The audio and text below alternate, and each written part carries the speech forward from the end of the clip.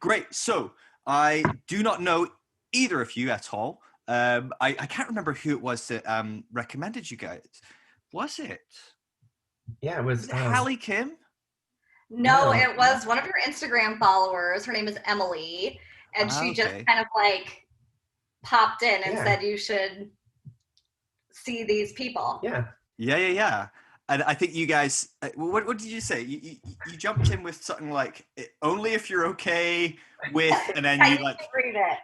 the most wild, extravagant, description. I was like, these are my people. I love it. I mean, and that was like this much of the story too. You got like the really condensed version of 20 years of kind of chaos. Yeah, I At was least trying to. you can condense. That's impressive. That shows that you've done the work. If you can kind of, I always think, like people say like, oh, if you can't describe what you do in like, a sentence, then you still are figuring it out. Or if you can't, describe this, or if a 5-year-old doesn't understand. With anything, I take an hour to explain anything. Even when I ask people questions on my podcast, it takes me an hour. But that was amazing. It was just like, yeah, I found it here. It just says only if you want a queer couple with 5 kids who've been married for 16 years, who deconstructed their evangelical faith while being in leadership at a church, leading to one partner coming out as transgender and the other partner being scapegoated for her preaching, and the church ultimately closing. Wow. That's amazing. I need to go find that and use that as like the bio for when I release the podcast. Like that. There you go. Because it's better than anything I will ever write. Here's the teaser. Wow. That sounds like a story. Are you guys good to just jump in, or are you happy? Because I'm very informal. Often I'm chatting with people and I'm about 20 minutes in and I'm like, gosh, we should just assume that 20 minutes ago we started because this has been so interesting. I like to just assume we're going and we'll see how we go. But please tell me more. I don't even know where to start with that question. So who are you both? And what, flesh out that story a bit for me. I'll probably interrupt and ask more questions as we go, but like, I want to know. Sure. Where do you start? Well, I think as far as church background and just our relationship, we've known each other since second grade. Wow. And we both kind of grew up in evangelical church background. You can talk more about yours, but mine was a little more charismatic than hers was. Okay. Kind of open Bible-ish church background. So, so had very evangelical, and we started dating sophomores in high school, got married in college, and first job right out of the gate took Katie to a ministry position. So wow. Yeah. You can talk more about that. Yeah, I think, we grew up in this, we're, from the Midwest, we're from Iowa. And so the Midwest of the United States. And so it's already a very conservative place. And then when you consider you're in an evangelical church, as a kid, you don't even know what you're in. You're just like, no, you don't. You have no context, right? You have nothing. You have nothing. And so we went to a small private Christian school where our parents were very involved. You just knew everyone, so that was your community. Even though we lived in a largest city, like we had this very small community. So my first job out of college was interning for my childhood church, which had grown large enough to say, like, well, we're not going to have women pastors, but somebody could go to bat to have like maybe a woman's like associate so I was the associate for junior high ministry. That's how I jumped into my first ministry job. And then I off and on had ministry jobs that were paid and unpaid, mostly unpaid, because that's women's labor in the church is almost always unpaid. Oh, absolutely. Almost always. So were you married at this point? Like, how was that? Right. Okay. Because I was going to say, even then, for most evangelical kind of positions, maybe if a woman's in some sort of leadership role, very rarely are they single. Right? Absolutely. Yeah. Absolutely. And Phil, there are so many stories of like, because Nia at the time was living, she wasn't out yet, I mean, she didn't come out until about years ago to me, and then to our broader community about a year and a half to 2 years ago. So at that time, you know, we're living in a very traditional marriage, but I was very loud and leadership oriented. And she was like, you know, I'm chill. She's an Enneagram 9. I'm an Enneagram 7.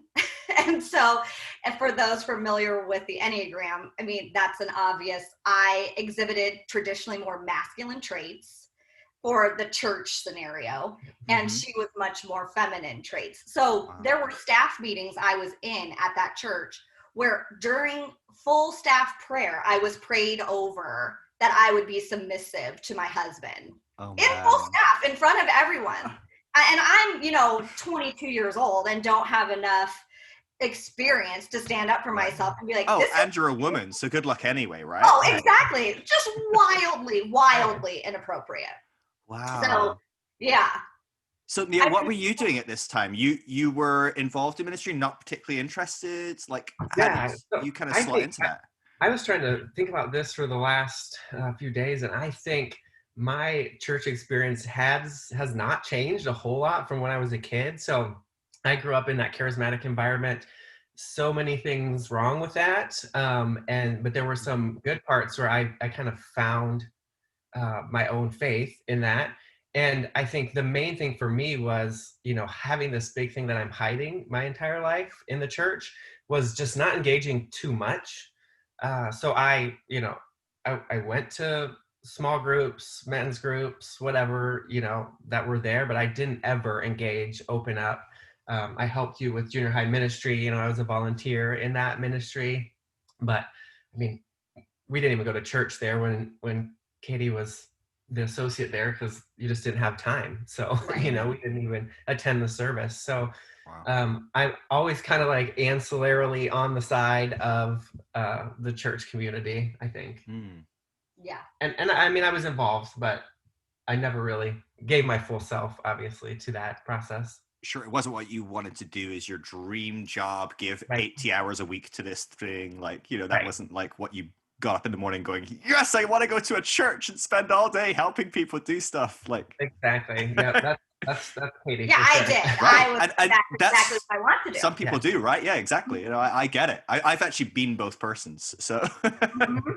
Yeah, I think I'm growing into the person that's like, that's okay. No one should be giving 80 hours a week to church work. No. I mean, you just shouldn't. It's so almost anything, really. I mean, it's just a lot of hours put into any one thing. Absolutely. No, it's so unhealthy. But you're told that that's if you're going to be successful as any kind of spiritual leader, that you have to work 2, 3, 100 times harder than everyone else and constantly be available. I mean, that just speaks to the lack of boundaries in church leadership and in church period, really. Which I think, in my experience now, obviously as a male, not having experienced the same as being a female in a leadership position, but having witnessed that and talked to hundreds of people at this point, probably in that position, all the more hard to establish boundaries and say no when you're not male, right? I mean, on some level, it feels like there's this masculine superiority that you're submitting to on some level, as well as a hierarchy of, the senior pastor says. Like I just did a podcast with my brother and sister-in-law, and we were laughing because they had gone through, like, I think it's like churchstaffing.com or something, and it's basically like resume, like they're asking people for resumes and hiring out or whatever, and in it it's stuff like, you know, there's this huge list of like 20 things that you must do, and at the bottom it's like, and anything else the senior pastor asks you, and I'm like, that's an extra 20 hours at least, like, you know, I mean, it's just like, it's like, well, I'm doomed if I'm also under that kind of component. But it feels like, in my experience talking to leaders that are female, there's a whole nother component of not being able to sort of stand up for yourself. Was that something that you struggled with, wrestled with? I mean, yeah, because the thing of it is, like, when we ended up leaving the church of my childhood, and planting a new church with the youth pastor from that previous church. And so this is what is so crazy about it is, so there were 2 pastors who were planning that church, and they brought me on as their administrative assistant. I'm saying in quotes, because I was in every planning meeting. I helped with teaching, I helped plan out teaching schedules. The only meetings I weren't allowed in was the elder meeting. Right. And yeah. And so, but I was effectively a pastor of this church. $9 an hour. $9 an hour. As just this like young kid still. I mean, I was still 25 at the time. So, but the big thing is like they allowed me to teach. We would never have called it preaching, but they allowed me, which already is problematic, right? They allowed me to teach, but the hierarchical structure was the elder, if you like had the umbrella structure, right? It's like God at the top, and then the umbrella is the elders, and then the little umbrella is the pastor. And then Nia, as my husband at the then time, had to sign off on anything that I was going to preach about. Wow. So it was, just even those so that you have to jump through. And as I wanted so badly to be in a position where I was able to use what I felt was my giftedness, what I felt like just who I am, that I was like, yeah, I'll do whatever you want. I will jump through any hoop just to be able to stand in front of people and share my heart with people. And I'm over there going, this is not okay that they're coming to me for this, but also I don't want to crush your passion for this thing either by saying we need to get out of here. Yeah, that feels like it's a rock and a hard place, right? Because you're left with, I become complicit to something that I'm observing that seems kind of like crazy, right? I'm like listening and I'm like, I've heard some crazy stuff, and I've also heard similar things in the past, but I'm like, it shocks me every time. I'm like, so they send you home with your little letter, and they go, now go get your husband to sign this then, and then you can come back. And if it's got signs, then you can go on a school trip. It's like a kid or something, And so that leaves you though, Nia, on this kind of weird fence going, I have to become complicit to something that I think is kind of a bit fucked up. But if I don't, then you don't get to pursue your dreams, and you don't get to become all you. How did you feel in that kind of? Were you being a little removed from being excited about being involved in the church in the same to the same degree? Did you feel that gave you some insight into maybe some of the insanity that kind of Katie was kind of running around going nuts doing? Does that? Yeah, absolutely. I think there were multiple moments in the last however many years even where being removed, you can go like, whoa, this doesn't, and I think being my personality too, this just doesn't feel good. And that put up against Katie's passion, and the fact that there was one point at that same church where they decided to pay her $200 a month, so that from my perspective as I'm watching it, so they can tell you what to do and give you that extra senior pastor says 20 hours a week, working 40 hours a week for $200 a month.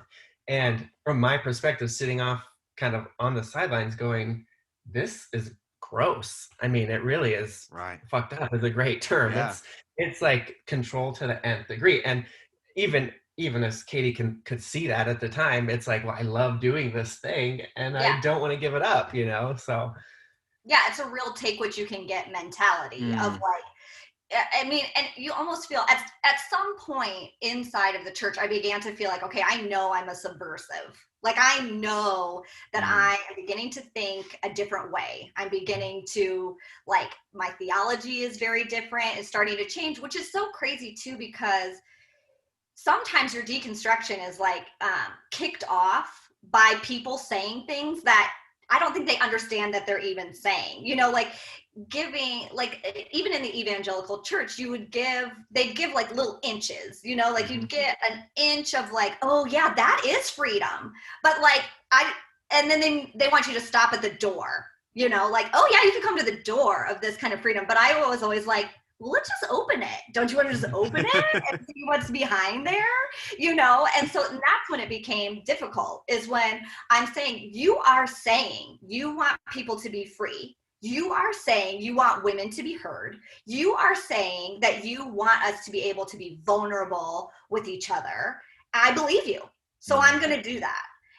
And you just kind of accept whatever they're willing to give at the time.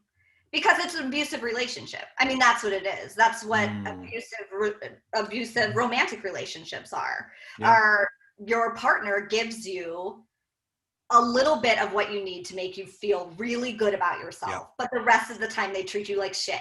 But you're like, but I get to do this one thing that's basically like drugs to me. And so the rest of it is like, no big deal. I mean, it's fine. It's fine that you treat me like shit and I do everything for you and you do nothing for me.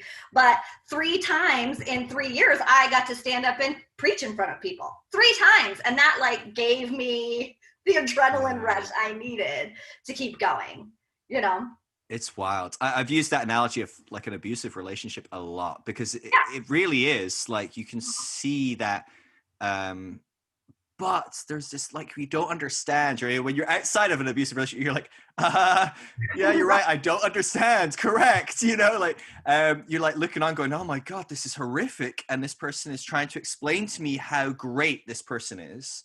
And it is very similar, right? When you're locked in that world and you're trapped in it, you are very, oh, but you don't understand. Like, they're letting me preach, you know, once a year, and that might change, and it might get better. And even it's such a huge deal. I mean, how many churches do you know where a woman gets to preach? Or, you know, and you start like giving yourself these kind of rationalizations of why it's a good thing, where really taken into any other context, it's like crumbs, you know, it's not even a meal. That's wild. That's really wild. So Nia, where were you in this process of going through being involved in a church and then going out and being planted in a church? How were you engaging with Christianity, church? Were you aware of identity crisis in yourself? I think you said at the beginning it was only about 3 years ago you kind of came out to Katie as well, not even fully publicly. Like, so I'm presuming in the midst of this, you are not out, you are figuring whatever that looks like for you. Could you talk a bit about that journey and how it kind of like came alongside things? Because I'm assuming that it didn't feel like, I mean, we're talking about an environment that's barely letting your wife preach. I'm assuming it wasn't somewhere that you were like, this will be a safe environment for me to figure this out. 100%. Yeah, absolutely not. You know, it was what happened was it ended up being a safe environment, sort of, to privately deconstruct my own theology about some things. So that was kind of the beginning of that. I think, you know, when we transferred from the church prior to that church, Katie miscarried our first child. And there were some horrific things that were said to us in that process about, you know, God's will, God did this, you know, some things like that. And that really led, I think, for both of us to some really looking at theologically, what do we actually believe here? And so I think as we moved to that second church, that's where I was at, just trying to look at these things and just seeing how they're treating Katie and what they're saying versus what they're doing. You know, I'm again off to the side. I'm going to, you know, I was at the first, like, we're gonna lottery to pick elders for the church. You know, it was like all the men in one room, and we're gonna see based on your answers who's the best for this job. So like I was at that, but I'm not speaking up. I'm not saying much. And just all the while just listening and just thinking some of this feels really bad, and the actions don't line up with what's being said. And so, you know, by the time we left that church, I think I was almost all the way ready to like dive into my own identity. I wasn't even there. And so that was 2015 we left that church, so 5 years ago now. Okay. So I was just right at the cusp of having deconstructed enough to be able to look inside. Sure. Yeah. Was that quite key for you then, you would say, is that you had to do the kind of deconstructing of faith, God, how it all kind of pieced together, church, before you could kind of start really kind of evaluating what's going on within internally? Yeah, 100%. You know, we were talking about this yesterday, and I think the thing about looking, even deconstructing something small, and we see it in family and friends who have kind of cut off relationship with us, is that if you pull the thread, you have to be ready to go all the way down to the bottom of that. And for me, that meant potentially losing my marriage. And so, you know, you start to pull that thread, and then eventually you go, okay, I got to get to the bottom of this. And that means, you know, we have to talk about our marriage, and did we just get married because we were teenagers and, you know, man and woman, and that's what, you know, was supposed to happen, and we were in the church, and so you have to think about all of those things, and you have to be ready to do that when you start to think about your faith. So it's really a deep well of identity once you get going in there, and it definitely had to happen in order for me to get to the bottom. Yeah, I see this a lot when I talk with people that are deconstructing. Often their partners are either deconstructing at a different pace or in a different direction, or not at all, and that can end marriages. You know, that just that of hey, you believe in God this way, I kind of believe in God a different way, or maybe don't believe in God at all, and that's enough to end the marriage, right? And so I guess what we're talking here is like, I mean, it's a whole nother level, right? I mean, because that feels almost, once you start looking at something like, you know, your actual gender construct, right? Who you are, gendered at least, like that's a lot more personal and very intimately involved with the marriage than maybe like, oh, what do you think God's like? You know, like if that was a big enough question for some people, like no way would that marriage kind of survive such a deep kind of intimate crisis in a sense. Yeah, and I think for us the faith piece was really nice because we, you know, in the church, I'm just the follower, for lack of a better term, you know, as Katie's out in front and she's preaching and leading in different ways, and I'm following. So as she's growing, she's still growing in her theological views and, I guess, deconstruction. I'm, you know, kind of latching onto that and feeling that and going with her. And then at points I would say, whoa, this doesn't feel good, you know, and so I start to push on her a little bit to deconstruct something else. So we always had that real nice same level of, seemed like, deconstruction through the process until I got to the gender identity piece. And then, you know, we're in something very personal versus a theological piece. But and just scary. I mean, that's just the scary thing, no matter who you are, you know, no matter who you are, especially if you're in your 30s and you're married. I mean, I don't care if you're in a faith or not in a faith, coming out, you're saying that I feel this way inside, which to you is going to feel like a totally different person, which I know is not a totally different person, but to you is going to feel that way. And I'm going to give you this information. I mean, I don't care if you believe in God, if you don't believe in God, I do not care. That is a huge step for anyone. Yeah, absolutely. I mean, it's astonishing, like the bravery and courage and the love and connection in a relationship to navigate that is astonishing. Honestly, I'm like, hats off. You know, I'm scared to tell my wife sometimes if I forgot to, you know, I don't know, whatever, do something I was supposed to do, and like I'm like, oh God, will she ever forgive me? You know, not quite, but you know, like but like these are huge things. And absolutely right, because this isn't just oh, this might not work. It's well, this might have real issues and complications. Absolutely. So yeah, I'm interested. So I obviously, I mean, I'm a straight cis white male. I mean, I'm like at the top of the pecking chart on privilege, maybe aside from being, you know, a billionaire or something like that. I'm doing pretty well. So I'm very far removed from this world in itself. But I'm really intrigued because a lot of times as people deconstruct and they do have, they find freedom to go, hey, maybe I'm able to explore my identity in some new ways, in some fresh ways. A lot of people explore that in a very new way, a very undiscovered or I guess,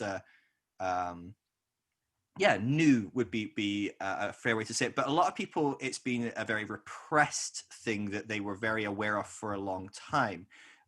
For you, was this something that kind of came out of the blue, that you kind of felt permission to kind of just kind of allow to flourish? Or was it something that you had felt and you kind of had that niggle, or you were aware of, but you didn't have the permission? Like, and we can, if this is too personal as well, it's fine as well. But I'm just really intrigued how that dynamic played in as well with growing up in church? I mean, I'm a charismatic boy as well. I've been a part of charismatic movement for a while in my past, and I love it and I hate it. But yeah, like how was that for you? What was that experience like for you? Yeah, so what's really interesting is looking back on it. Obviously hindsight's 2020, and you can talk about.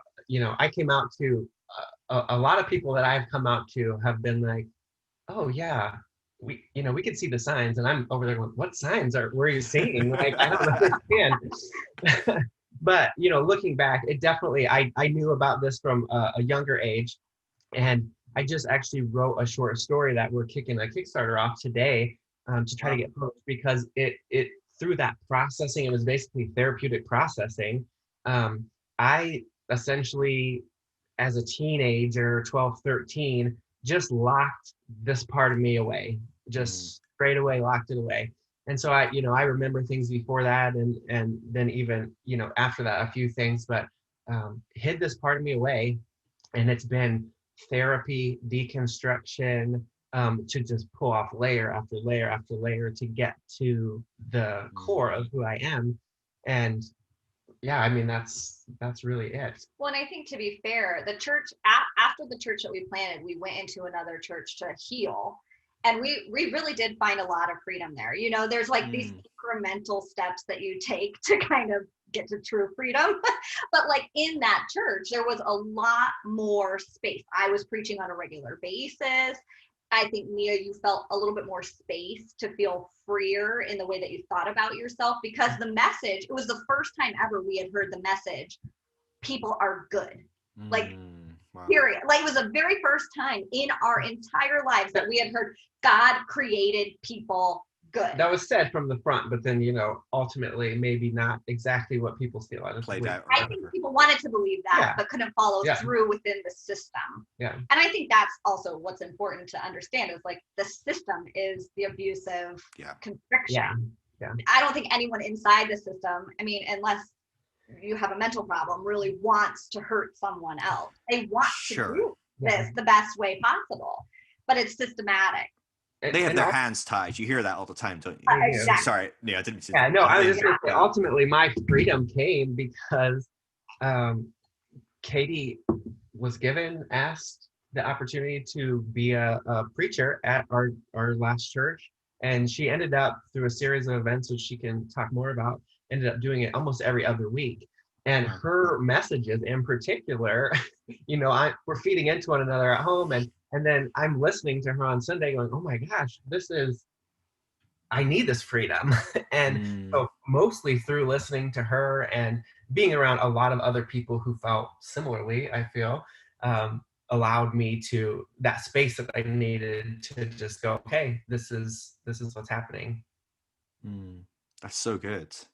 That's amazing. So what kind of church, you don't have to get specific. I don't want people like Googling and finding out what churches you're a part of and sending them hate mail or anything. But this last kind of church that you were in, that gave you a bit more freedom.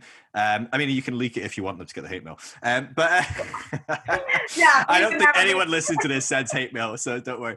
Phil, you can send them hate mail. They don't exist anymore. They close. They're the ones that close. There you go. Problem solved. So this final church, though, that you were part of, was it kind of a more kind of progressive, liberal? Was it mainline? Like, what about it made it a bit more free for you to be able to preach, Katie, and for you to kind of feel you had a bit of room to grow? There was no denominational affiliation, technically. So I think that was a big piece of just kind of the ability to do whatever. Yeah, and we came...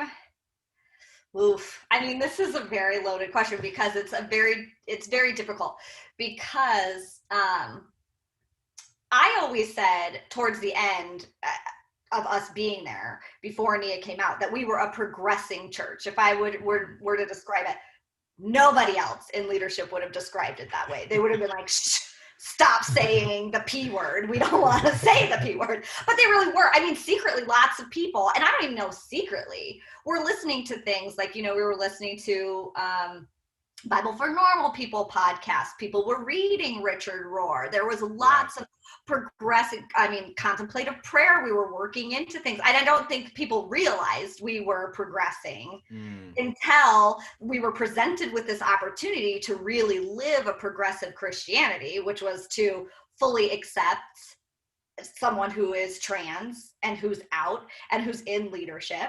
And then it was like, whoa, pump the brakes. But there was so much, it felt like so much freedom because there was very little oversight saying you can and can't do this. So I got in a lot of trouble for preaching Richard Rohr. But the message to me was just stop, do quote Richard Rohr. Just don't say his name. Citing him. Yeah, stop citing him. Yeah. And I said, absolutely hell no. That's someone's work. You don't do that. And I think I felt that way because I'm like, if someone quoted my work, I've worked like fucking hell to put out what I'm putting out. If someone quoted me and didn't cite me, that would be a huge disrespect. Not like I should just be mad about it, but that's disrespectful to me. And especially because I've now become a follower of this person. And I think I want you to know if I preach something, you should be able to go find it. And so, and there was that push and pull of like, we want to do this. But then there's this whole segment of our church that have been here from the very beginning. And we came late, it was only the last 3 years of the church that we were there. And that church had been around for 20 years in various forms. But we came in when the church was at a point of crisis. And I had the tools to help that church move through a point of crisis. And I didn't realize that what I was doing was actually responding in my own trauma response from previous church experience. Because my trauma response is the tend and befriend, which is now if you read anything like Therese Pasquale has a spiritual trauma book, and she talks a lot about tend and befriend. And that's what mine is I'm going to do tend and befriend. I feel triggered, but I don't feel it as a trigger. I feel it as compassion. So I'm going to come in and I'm going to help take care of you. And I think that because the church was in such a crisis moment when we kind of came into it and we had the tools to give them, that they were just like, okay, we'll do what you say up to a certain point. And then it was like when Nia came out, everybody was like, oh, we've been asleep at the wheel. What happened? Yeah, that's exactly what it felt like. But that's what it felt like to us. Yeah. And that should be a huge disclaimer is like, we understand our perspective is very much our own. And we love these people that were part of this church because they did give us so much of ourselves back, which is so great. It's so wild because they gave us enough of ourselves to know that what was happening was wrong, which is wild, you know? Yeah. Wow.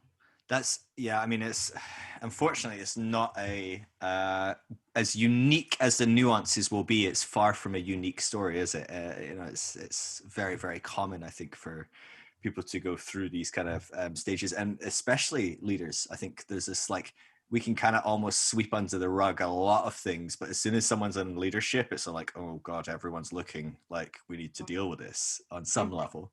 And to me, that's so crazy that is one of the most difficult parts of being in church leadership, because for me, if you're going to be in leadership as a church, as a church person, you should be vulnerable. You should be able to say what your struggles are. That's spirituality to me. Yeah. It's this progression of, I don't really know. I also need help, because unless you're vulnerable as a leader, those who are looking to you for help are always going to think that they can't do it themselves. Yeah, I think we learned that really early too. Not really early, but earlier in our church experience, because we had a pastor who died by suicide. And during that whole process, it was very clear that vulnerability was what we wanted in the church, but it was not allowed. Right. And so we learned that in that situation, we're not going to go into another church situation where we're talking about vulnerability, but we're not actually allowing people to do that. So I think that was a powerful piece of our past that informed that going forward. That makes sense a lot, though. I think there's a component within probably even more so Protestant Christianity than most faiths where we place a requirement on leaders to have the answer. not a answer even, but the answer. And you know what's right, you know what's wrong, you know what I should do, you know what God said, you know how to read the Bible and interpret it just the right way because there's only one right way. Or, you know, like we've got that requirement on pastors. It's not surprising that the pastors then have breakdowns, burnouts, suicide, you know, mental health problems. But it's also not surprising that they can't ever talk about any of this because they're the person with the answer. You know, nobody, right, wants to spend 6 months climbing a mountain to get to the guru to find out the guru's having a bit of a depressed day and, you know, can't read. You know, I'm like, no, I climbed this mountain to get the guru who's got his shit together and knows everything right and has got his life perfect and he's going to give me the answer, right? And that's who we've made our pastors to be, right? This person that's always on, always great. And it does feel like we're talking about systemic problems, right? Where a lot of the times we can point the finger at the pastor and go, God, this person's a terrible person. Look how they treated that person. Look how they did this. Look how they did that, or whatever. Or look what they teach. But when you look at them in the context of the system they're in, they don't have an option. They can't teach a different way. They can't love a different way. They can't respond to people differently. So it's a really weird dynamic there. Sorry. Honestly, I think that is why the last church we were in was the way that it was, is because Katie was able to say she was not a paid pastor and was able to say, as your leader from the front on a Sunday morning, I should be your guide, I should be coming from behind and supporting you, and, you know, not the person that authoritatively tells you the answer to your question and gives you what you want to hear, because we've seen that not working. And so because you weren't paid, and I mean, this is my feeling looking at it, you can say how you feel. It felt like you had more freedom to say that and say, I am not the person to give you answers.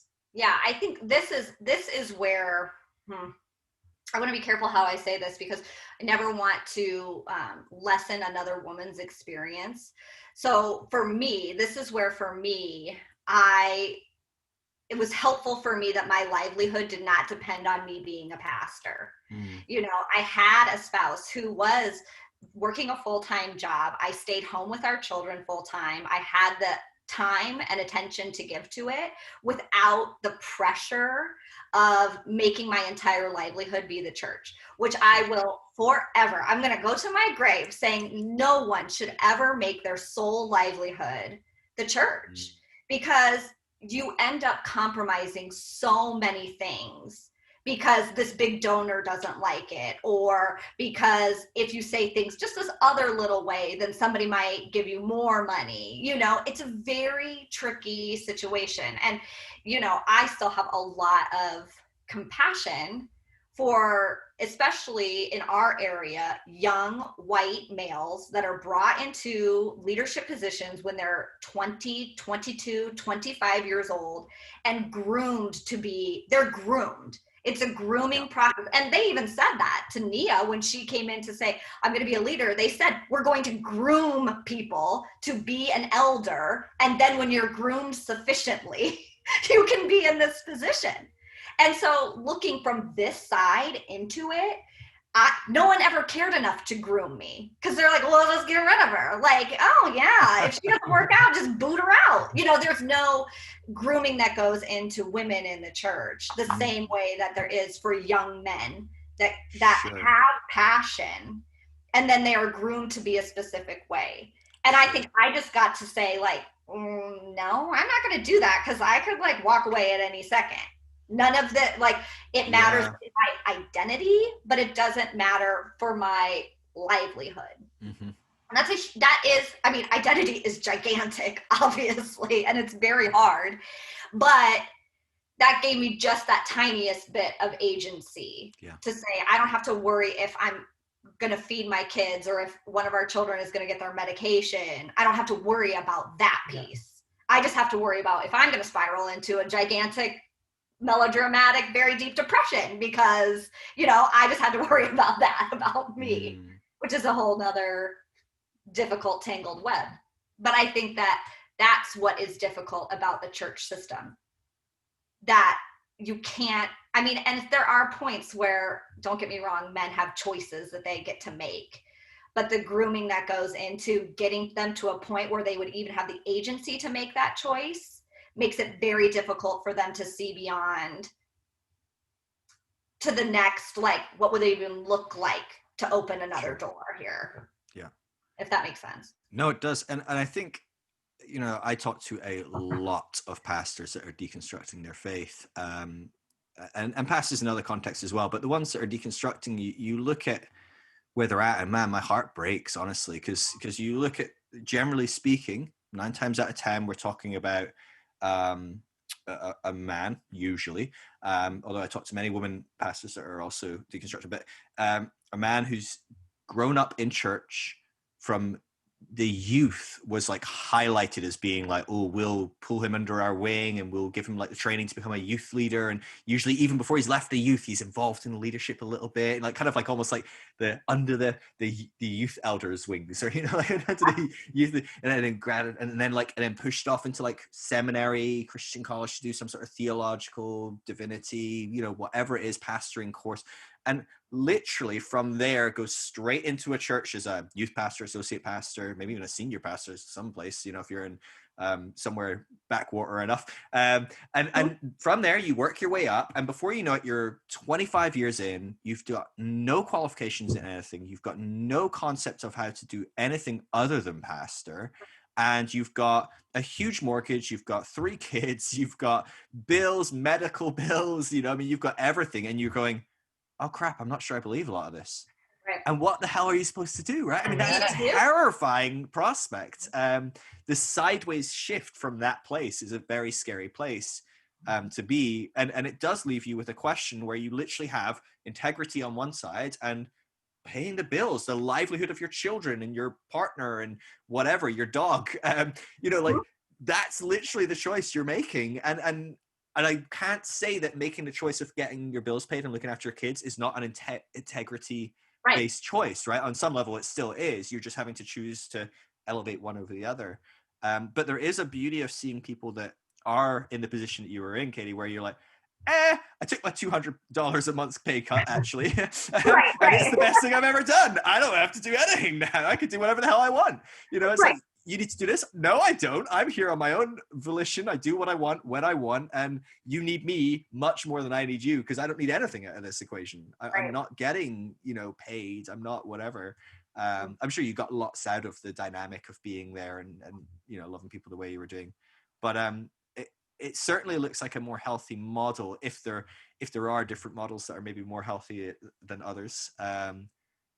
It gives people a lot more freedom. Of course, some people have to work, you know, if you're going to be involved in church that much and do that many hours, you need to pay the bills, you know, like there has to be some level of like tying finances into that on some level, unless they're lucky enough to be married to someone that pays the bills or, One of the crazy things is even that $200 a month at our previous church, like she finally had to say, you can't give this to me anymore. I'm still going to do what I'm doing, but you can't give it, because even that amount was enough to control, you know, things. And it was crazy to watch that, you know, unfold when she said, no, I'm not going to take this anymore. And the pastor literally said, he said, well, then I can't tell you what to do anymore. And I said, wow. Yeah, I know. That's kind of what I'm going for here. That's what I'm saying. Like yes, I know. I don't want you to tell me what to do anymore, because this is getting icky. Like it's starting to feel gross, and I'm not sure. And I got a lot of pushback from that. Lots of calls, lots of meetings, you know, saying, are you leaving? What's happening? And it was like, no, I just want to do what I'm doing without threat of this being pulled away from me at any time.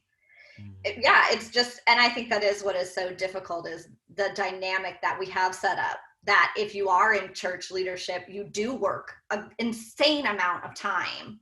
And to me, that is part of the problem, is we don't share enough of our work. We don't give enough of our work away. We don't tell people enough, like, you are capable of this, and part of your spiritual development is you handling it and not me handling it, you know? And I think that that's what's difficult. We want to use our gifts so much that sometimes we hoard those positions to ourselves. But there's like, I would think in a mega church of like, I'm going to say a mega church in my mind is like 2,000 people, because anything upwards of that to me is like so huge. But in a group of 2,000 people, how many people can play a guitar? Like, it might not be great, but they can do it. How many people can sing? Dozens of people can sing. It might not be great, but they can do it. I mean, it's because we've said the production quality of this has to be like a fucking Broadway show, instead of, we understand what we're here and what we're doing here. This is not just Christianity. This is about spirituality, but you want a religious experience that you can then feed off of the high of this emotional experience, instead of going to a deep spiritual level as a community, which takes a lot less oversight from leadership. But that's also terrifying to anyone who is in pastoral leadership, because you are all of a sudden going like, people don't need you as much as you think that they do. Yeah. That's our whole point of who we are as spiritual leaders, is to give this away to people so that we don't do it for them anymore. Right. It's doing yourself out of a job, really, right? I mean, it is. Yeah. And that's that there won't always be more people that need that. But if you do your job right, then other people can fill in those gaps as more people come. You are not always the one doing it. Yeah. And I think that is a terrifying prospect for people who get paid to do this as a job, you know? Well, I think as well, a certain type of person,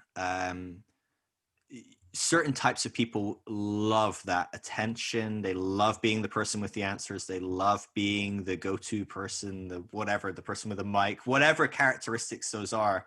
There's been studies done on narcissism within pastors, and how there's much more narcissistic people in pastoring roles than there is in general populace. Which again, you think about it, and you're like, well, of course there is. Yeah. And actually some of that might be positive. Like if we look at that role as having to be the way it is, I'm like, well, of course I would put a narcissistic person in that role. That's who's going to thrive more. You know, it's the same with, like, you could say more narcissists are CEOs. Yeah, duh. Like, of course they are. Because you generally don't get to be a CEO without kind of not caring about your family a little bit and being driven and whatever, and staying till like 10 in the evening at work, or like, so I'm like, of course that kind of happens. But there is an element of, when we take that off the table, other people could fill these roles pretty beautifully. But the same person might not feel this kind of new kind of concept of what it looks like to pastor, to lead, to guide. They're really going to struggle, right? If you are the person that always wants all eyes on me, and the role is no longer, look at me, I've got the answers. It's hey, let me sit with you and cry while you cry, and go, I don't know why your kid died, but I'm here and I'll just sit with you. The narcissist doesn't want to sit with someone for 6 hours crying, right? That doesn't tick the box, right? And different people have different skills, personalities, whatever. Again, I'm not trying to actively attack any personality or anything. Right. But I don't think pastors are going to operate in that kind of role a lot of the time, because it's just not their personality, right? They want a smoke machine, and, you know, like to come in on a like zip wire, like, you know, with like angels either side of them. Doesn't want to come in on a zip wire though, Phil. Like once it does look pretty good. God, give me one zip line in my life. Come on. Eye of the tiger, like dance, dance, dance, dance. You know. Yeah. What one? I want one glitter bomb zip line. Go ahead. I was gonna say, I was in America at the beginning of this year, before everything kind of kicked off, and I was in the South, and I was staying with a friend of mine, and he was telling me that they're part of a local church there that's a big church, and he was telling me that they have a set design budget. Yeah. And it's 6 figures. Yeah. Yeah. That is not and so that, to me, suddenly I'm like, oh yeah, the pastor over this organization, whatever that is, I'm gonna lean towards saying that he probably doesn't have the personality that is, I'm gonna go sit with the person and cry for 5 hours, right? I mean, so that kind of model of what it is to lead, to guide people, to nurture, whatever it is, those types of people are going to have to find somewhere else to go. Maybe a CEO, you know, I don't know. Basically are a CEO. I do want to say something about that $6-figure set budget, because that's not uncommon. I mean, 6 figures is probably uncommon. It's huge, but yeah. It's huge. But this is what I want to say about that. How much money are they paying their nursery coordinator? Guaranteed, that is a woman who is unpaid. $200 a month. Yeah, yes, yes. And that's just enough for control. Yes, and it is the biggest job in a large church. If you get over 50 people in a church, the biggest job that's happening in that church is nursery coordinator. I guarantee you. Oh, you're running a small school. Most are unpaid. Yeah, most are unpaid. We did a women's Sunday one time where the women in our church, we had 19 women that came up and they spoke during the service. It was a beautiful service. It was really great because we talked about the femininity of God. One of the women who spoke in the service had to come from nursery. She had to have her husband call her, get her out of the nursery, come and speak, and then go back to the nursery. That's what she had to do because not one single man would go back and be in the nursery. Just say like, I got this for you, that, like, you know, just for this 1 hour of the year. Yes, like, yeah. I got it. I'll take care of it. I will do it for you. I mean, that's the kind of disconnect that we're having, where we're celebrating women and we can't even fill our nursery. And we only needed one volunteer and we couldn't have one man back there. Wow. It's mind blowing. Yeah, I was just going to say, you know, I think our church pattern has fit that narcissistic kind of leadership roles throughout. And I think as a person who was closeted, trans, the freedom that I needed really came, like I said before, because of Katie, and that you have a different type of leader who's not really that presenting that same way and presenting a different space for you to figure out some of your own stuff. Because I think in those other churches, as much as I was deconstructing, and even in our last church before Katie started preaching in a different way, I don't know that I would have gotten there, you know, because the space itself that I was in was constrictive. And it was a certain way. We do it a certain way, you know, as much as we say it doesn't look a certain way or, you know, whatever, it was. And yeah, so I don't know. It's hard for me to say if I would have gotten there without a leader like that. Well, and the rewards for you to be male were so high. The rewards of being male, God is male, Jesus is male. The Holy Spirit we might give you is sometimes feminine, you know, but then every other construct that we are presenting to people is very male. So when women finally wake up and go like, wait just a goddamn second, this says that God is like a breastfeeding mother. And I'm going, I'm a breastfeeding mother, and I've never felt closer to God than when I am breastfeeding my children. Why is that? Oh, it's because that is who God is. God is a breastfeeding mother. So that means God has feminine characteristics. So all of a sudden, your brain starts to shift in these directions where you go, oh yeah, God does have masculine qualities, but God also has feminine qualities, and God has both, and God has neither. And you start to like open the door up that femininity in and of itself isn't a sin. Because I don't care how much you say that oh no, we love women, they're equal, we're complementarian, we know.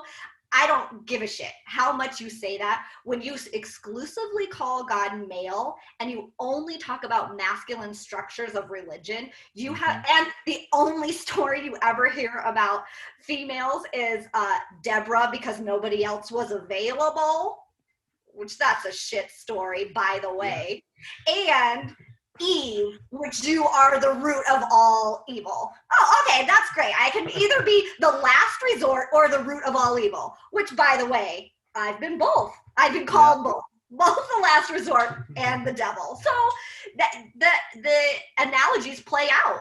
People have said those things about me because that's how the feminine narrative plays out. Yeah. And until you have both sides of God or all sides of God, not just feminine and masculine, not just able-bodied and not able-bodied, not just white and black. You know, I mean, there are so many different aspects of God, and we push all of these other communities to the side and say, no, white heteronormative God is the God that we want. And then other communities are going like, Jesus was brown, and we're going, shut up, we don't want to hear about brown Jesus, you know, and like Jesus wrote to a marginalized community, and we're going, no, he didn't. Jesus wanted us all to be rich, you know, like it's crazy how we change the narrative. And when you start to actually listen to other communities communities and people who are listening to other communities, and you actually hear those voices and you start to go, oh, wait a second, God does not look as much like I thought he did, Sure. Yeah. And that starts to open up your mind to different possibilities. Yeah. I'd be interested to understand or see how you perceive this dynamic in the church. But in the church, I think you struck on something really interesting of this divination of masculinity, right? So masculinity is God, right? And we kind of like push any feminine qualities of God's to the side and maybe don't like them as much. Or we just kind of don't highlight that they're quite what we would traditionally call feminine qualities. But what's interesting to me is studies done on Christians, male Christians specifically, show that they skew much more feminine than non-Christian males. So if you go out in the world and you grab 10,000 males and go, all right, let's have a look where they are on that kind of spectrum of very feminine to very masculine, they generally are somewhere X. And then you go and grab 10,000 Christians and they are way closer to femininity than the average population. That fascinates me because it does seem to be this kind of like obsession with like men being real men and all of that kind of component.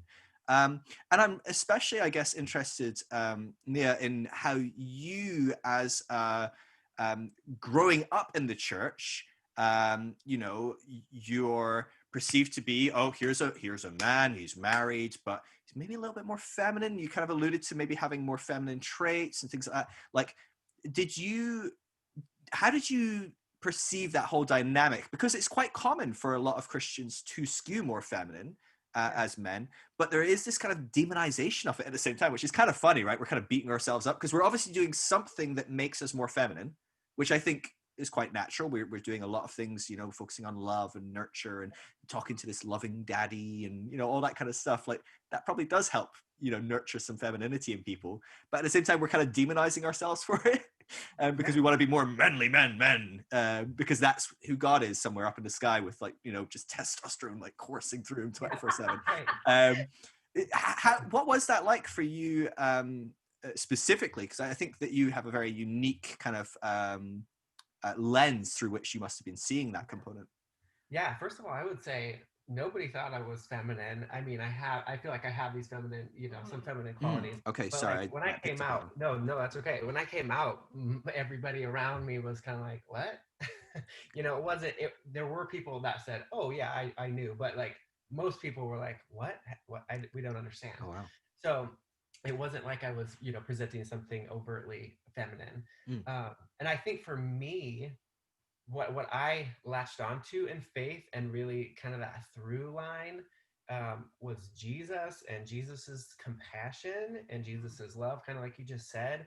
And it seems to me in those groups, the folks who kind of, idolize masculinity, but then still have these feminine qualities are pulled from, somewhere in Jesus's story.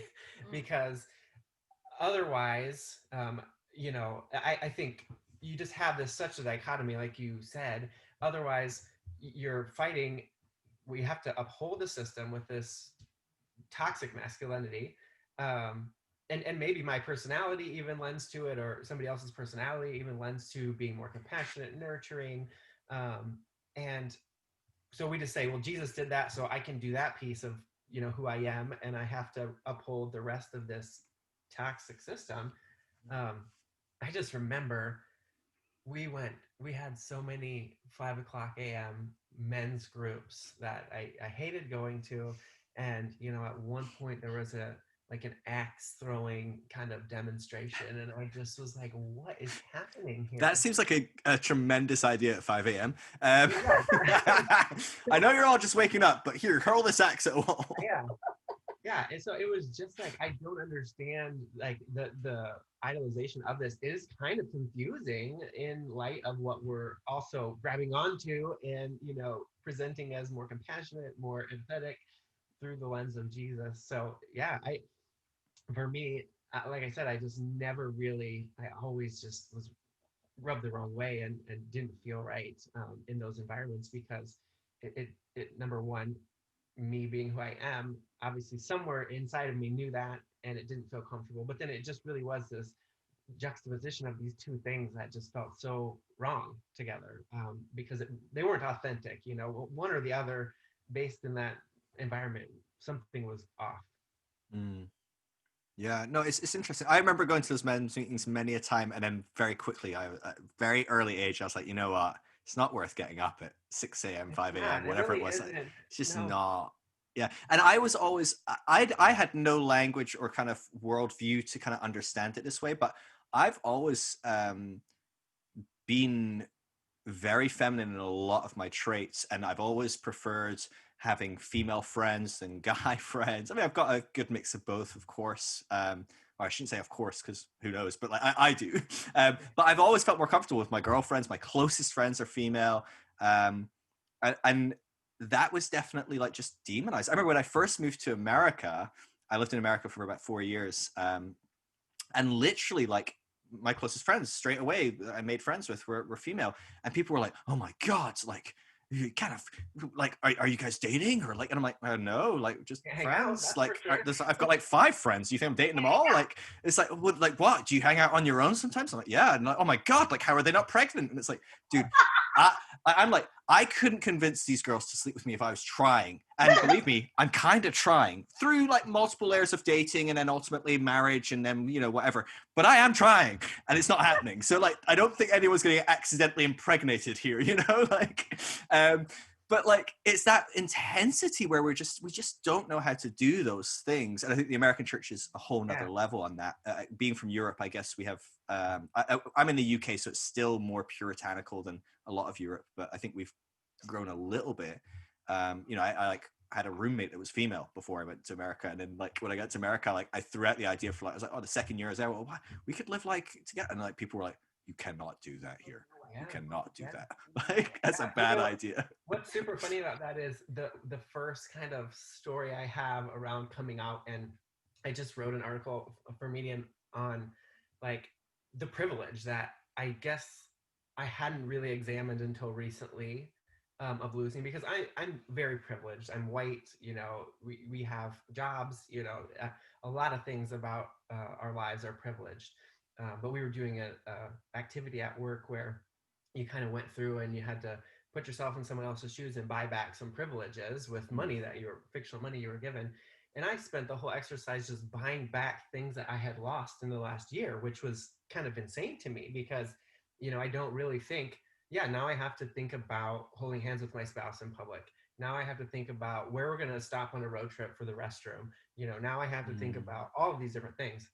And one of the first kind of hit me in the face with that was right after I came out at church, one of my friends who I, you know, was pretty good friends with, building a relationship, just kind of stopped hanging out with me. And I kept pestering him, and, you know, we had kind of regularly been meeting every week. And he finally said, you know, look, I am not sure what to do because I have this ethos where I don't hang out with women alone. And I was like, this is the birth to me of what I now called rude but affirming, because it's like, this is the most misogynistic thing, but it's like completely affirming for who I am. You're like, thank you, but also ouch. Right. Yeah, so it just it is fascinating. That is really, really fascinating. So, I mean, let's go into that, because I'd really love to know more about this journey I mean, it sounds like this didn't go well, this kind of transition period, at least from a community church dynamic. That might be the case. It also sounds like it's gone fantastically well for you both, and, you know, whatever. But was that something that you kind of like saw writing on the wall as you were kind of like in the process? There's a time between you kind of coming out to Katie and coming out to the you know, broader public, which I think is a fairly normal kind of like component of people like kind of staggering who they share their intimate world with. But was that something that you kind of saw writing on the wall of going, this community isn't ready for this, it's not going to work, can it even work, you know, like that kind of dynamic? Or were you quite hopeful that, like, you know, that people would kind of walk along with you and go, yeah, no, this is great? Or what was that like? I think that is a good question. And I think the hopefulness is something that is always there because, even with family that's estranged, there's like this little glimmer of hope that you hope that they come around. You have to kind of build that wall enough where it's not so painful when they don't. But that is always kind of just there enough to keep you going and keep you loving, ultimately from my perspective, to keep myself to be loving in that relationship when necessary and all of that. So looking back on the church piece, I think I would say hindsight again, big time red flags. But when we're in it, there's this hope. And I came out to Katie in like July of 17, maybe it was 17. I ended up coming out to my family in October of 18, just on a whim. I was kind of ticked at our president and the way he was handling some things. And I thought in my mind, if my family knows that I'm trans, surely they would not, support something like this, which obviously is a delusion on my part. But I just, you just want to hope and think that. And so I came out to them via email, and I ended up coming out to our pastor probably a week or two after that, because I just knew I have a family member. I knew it was going to get out of control. So I came out to the pastor, and he kind of said, all right, let's hold this under wraps until we can figure out how to communicate it to the rest of the leadership team. There was 10 leaders at the church in leadership. So we ended up meeting with them. I came out, and it was a moment of just allowing everybody to share their feelings and how they felt about the situation. And in that moment, there were some things that even in that moment felt off, and looking back feel really off. People saying things like, I support you, but like God, like you, like gay people don't have the ability to procreate. So something is broken here. But I support you. Like, I don't understand that. And so we, go around the circle and have that. And some people are like, yes, we're going to affirm you. And some are like, I don't know. And some are like, yeah, I don't really affirm this. And so ultimately, I don't even know how to tell this story in 6 seconds, because we've got all the time in the world. So oh my goodness, got as much time as you need. So because ultimately what happened was, and we can get into this more, Katie and I went to a Richard Rohr conference in New Mexico in April of 19. And that was the most safe, loving space that I've ever been in. Just the way they curate that space was just so beautiful. And so I went fully out and fully, myself.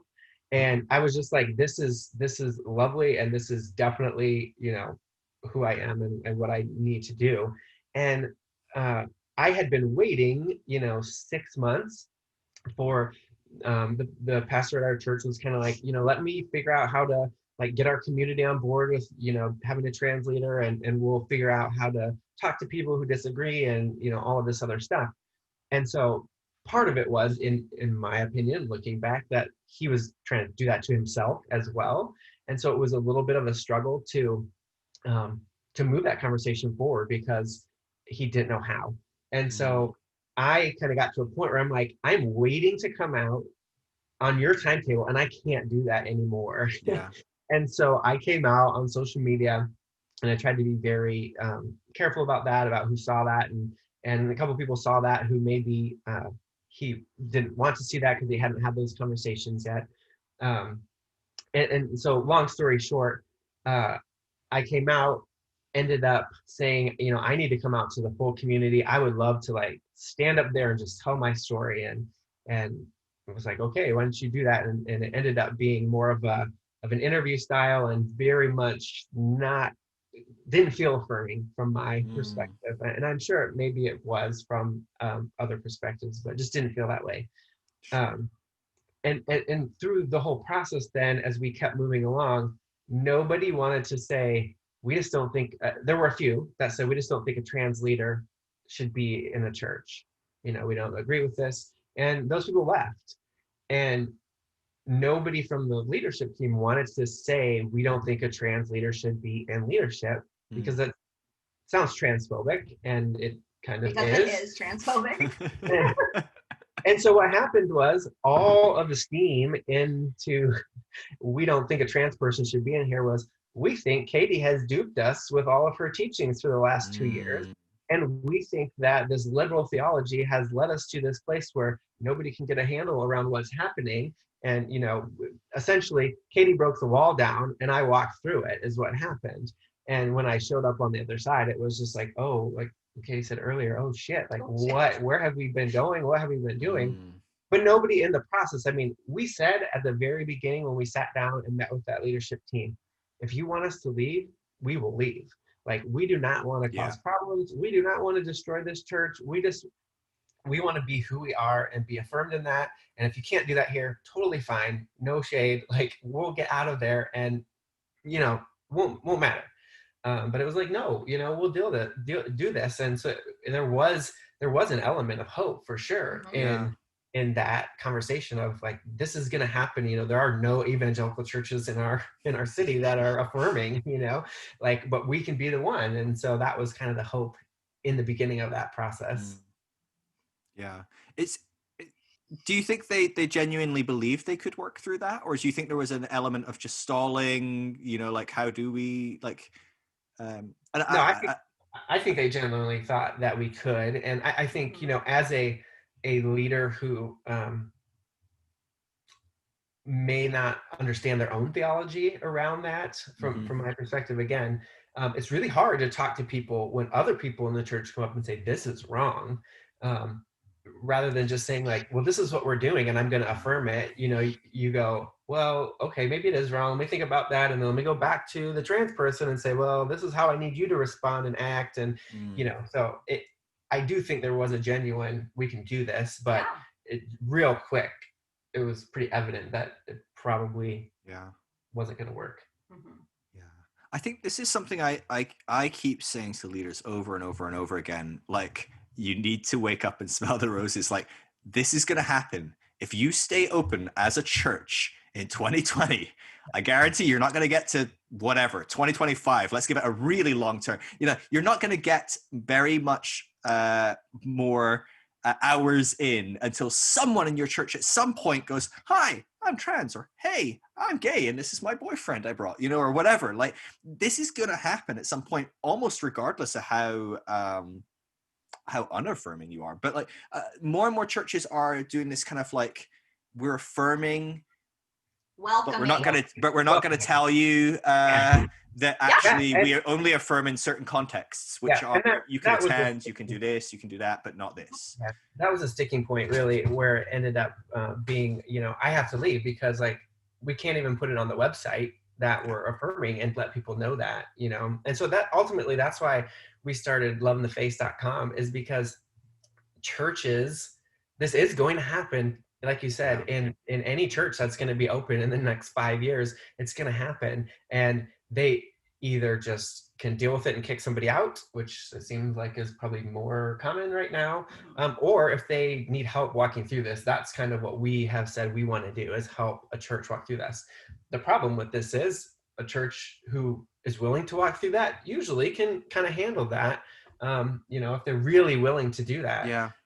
So, we haven't had a lot of churches reach out to us because, the ones that aren't willing aren't going to reach out, and the ones that are, I think, are kind of working through it. So, but it feels like a lot of people are in that middle ground. And I think even if you are a senior leader that's going, no, I kind of looked at this, I've read a bunch of books, I'm like, I'm affirming and I'm okay. But then they're like, but yeah, I've got a team of elders that are all like 80-year-old white men that are like, not affirming or whatever it is, or maybe like, I've got to figure out how to, it's the whole steering a battleship, right? Versus like a little speedboat or whatever. It's like, how do I steer this battleship to face a different direction? Because I can turn around on the battleship real quick, but turning this whole thing is going to take months, years, decades, God knows. Half the congregation are going to have to die before we kind of like have a majority facing a different direction.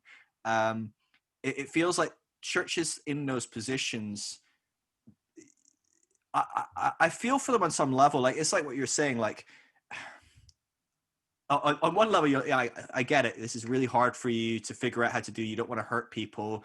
But at the same time, you're actively hurting people by not being affirming and saying, can you just wait until we're affirming? Is that okay? It's a bit like the kind of the Black Lives Matter. Like, Black Lives Matter, yes, but could you just wait? Because it's going to take white people a while to get comfortable with the idea of not shooting people that they're threatened by, or feel threatened by, I should say. So maybe you could just wait. And then it's like, yeah, I understand. Change takes time, but you're killing people. People are literally dying. And it's the same with that analogy holds up still, in that trans lives, gay lives, whatever, a whole bunch of different identities, lives are actually being lost because of the church's unwillingness to affirm. And so something I was highlighted to me about a year ago, and it really shocked me, was that many churches, and I've done this in several cities now, and it's always held up to be true. If I type into Google, my home city, Manchester, affirming church, the churches that have ads bought for those keywords, none of them are affirming. They're all evangelical churches that are not affirming. They're welcoming. You're welcome to come to our church. But the thing is, and they won't even tell you they're not affirming. You could be there for a year, but it's only once you start going, hey, I'd like to look after the kids, or hey, I'd like to lead in worship, or hey, I'd like to be in a deacon program or something, some sort of leadership. Suddenly you realize, oh wait, sorry, you're gonna have to go through this discipleship program. We're gonna need you to kind of not be gay anymore, or whatever it is, right? That's so nefarious. And it's horrific, right? But there is this thing within the church where they're trying to be affirming, but they can't get away from this rock that's kind of holding them to the ground. They've anchored into this one point, that they can't move from. The really sad thing is, looking back over the last 2 years, I've had this really safe space inside my own marriage and family, like immediate family. But the most harm and pain that have been caused have been by the church, by family members that are, religious. And, I go to my work, which is an education entity, and where, you're not talking about religion there, and completely wonderful, fine. People are so supportive. Those who aren't, just keep their mouths shut. It's just a wonderful juxtaposition of the church, who's supposed to be loving and caring, and all of these things that Jesus exemplified to us just isn't. Yeah. Do you think there's hope for the church? We talk about this hopefulness, and I know that, some churches do this well. Like, you can't paint with the perfectly broad stroke and cover everything. That there are churches that are doing this well, maybe especially within certain mainline traditions, more progressive, whatever that means. Sometimes that can be a thing. But on the whole, do you think there's hope for the church, or do you think that that's just not going to change? It's not something that because they are kind of tethered to that component. You look at people that go, well, I love gay people. I really do love gay people. But the Bible says, and until you are willing to read the Bible differently or put the Bible to the side or whatever, they've got a point. They've got a Bible thing that they're stuck to. And I don't know how they're going to move beyond that kind of sticking point. Do you think there's hope for people that are kind of in more conventional, maybe traditional, conservative, whatever language you put around that, fundamental Christianity? Is it lost in this regard? I think, I've yet to see a situation in my life personally, people I've interacted with who are affirming of who I am, who haven't extricated themselves or somebody else has extricated them from that type of scenario. I went to, I don't know if you're familiar with Focus on the Family here in the United States. I went to school there in 2003. So I have this background of. You should write to them to see if they'll put up your testimonial. Yeah, I know. And so I have this background of like uber conservative, and I've talked to multiple people from that organization, the people that went to school there, who have since come out. And personally, coming out, the only way is to get yourself out of that environment. And the people who have been supportive of me have slowly, either been in the process of deconstructing their own faith and what they believe about the Bible. Because if you are somebody who says, The Bible's the literal word of God, and I am not going to stray from it. There's no way around this, and you're never going to get there. So you really do have to be able to put it aside or look at the myriad of resources that are available to say, hey, maybe you can look at this differently and keep it in text too. So yeah, I don't know. I don't know that there's an easy solution. Yeah, I tend to side with like Phyllis Tickle and Brian McLaren. Like Brian McLaren wrote this great book called The Great Spiritual Migration. And Phyllis Tickle said the same thing, where she was saying, if the church is to survive, we are going to have to look so different in the future. And really what we're going to have to look like is we're going to have to look like Christ. We're going to have to return to before the time when the church became an imperialistic power weapon. We're going to have to return back to the time before we had set up ourselves in this patriarchal society. We're going to have to return to these moments of like Jesus at the well, giving power to a woman. We're going to have to return to these times that Jesus in a crowd of people giving his power away to a bleeding woman who touched him. He gave his power away.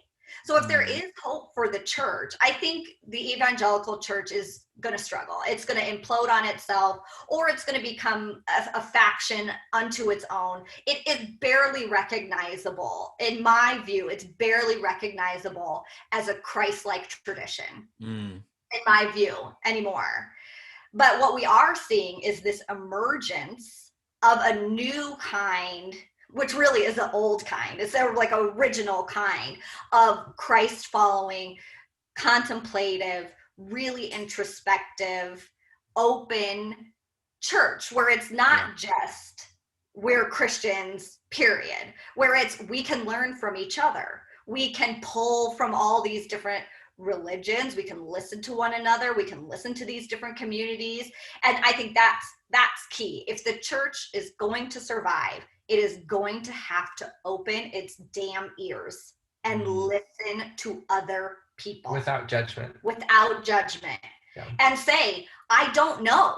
I don't know this thing. I don't understand what it is like to be a trans woman, but you do. And you have a relationship with the divine that I need to understand. Because the divine is trans in many ways. The divine is queer.